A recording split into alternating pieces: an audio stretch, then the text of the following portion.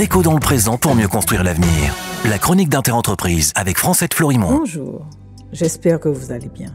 Je l'ai déjà évoqué, mais je souhaite approfondir le sujet avec vous, d'autant que nous entendons des plateformes aéroportuaires baser leur développement sur une croissance de leur trafic, alors que tout indique qu'il faudra le réduire, et pas que d'un peu.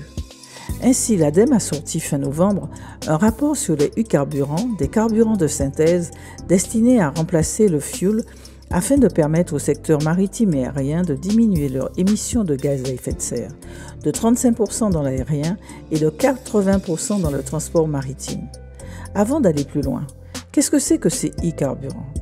Les e-carburants, aussi appelés électrocarburants, sont des carburants liquides ou gazeux synthétisés obtenus à partir d'hydrogène.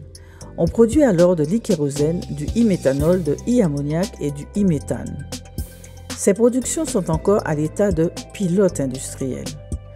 La production de ces e-carburants en France repose sur la combinaison de deux choses. Petit 1, de l'hydrogène produit par électrolyse de l'eau, ce qui veut dire que pour le produire, il faudra une grande quantité d'électricité.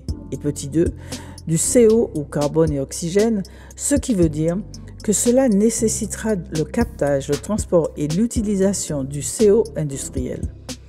Celui-ci devrait être obligatoirement biogénétique, c'est-à-dire non fossile au-delà de 2040.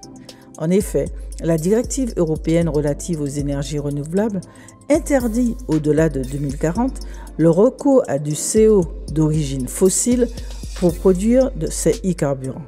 Heureusement, on continue demain. Prenez soin de vous. Déco dans le présent pour mieux construire l'avenir. La chronique d'Interentreprise avec Francette Florimond.